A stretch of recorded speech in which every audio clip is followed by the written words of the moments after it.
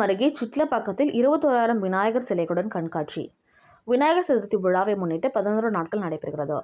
சென்னை குரோம்பேட்டை ராதாநகரை சேர்ந்த கட்டிடக்கலை நிபுணர் ஸ்ரீனிவாசன் தீவிர விநாயகர் பக்தரான இவர் கடந்த 17 ஆண்டுகளாக ஆயிரக்கணக்கான விநாயகர் சிலைகளுடன் கண்காட்சி நடத்தி வருகிறார்.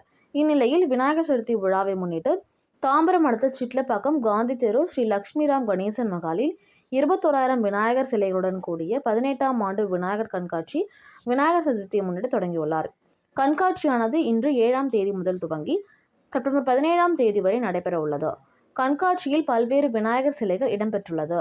சிப்பிக்குள் முத்து போல பிள்ளையார் முத்திலிருந்து பிறந்து வருவது போல தத்ரூபமாக இந்த ஆண்டு விநாயகர் சிலை வைக்கப்பட்டுள்ளது. இருளில் மின்னும் ரேடியம் பிள்ளையார், திண்ணையில் படுத்து ஓய்வெடுக்கும் பிள்ளையார், சங்கு பிள்ளையார் என பல்வேறு பிள்ளையார்கள் கண்காட்சியில் இடம்பெற்றுள்ளன. மேலும் கண்காட்சியில் 1/2 இன்ச்சிலிருந்து 8 அடி உயரம் வரையிலான பல்வேறு விதமான விநாயகர் சிலைகள் காட்சிப்படுத்தப்பட்டுள்ளன.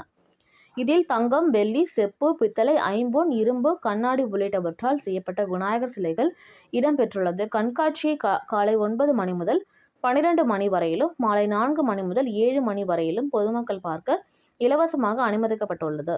இந்த கண்காட்சியை அமைச்சர் தாமு அன்பரசன் துவக்கி வைத்தார்.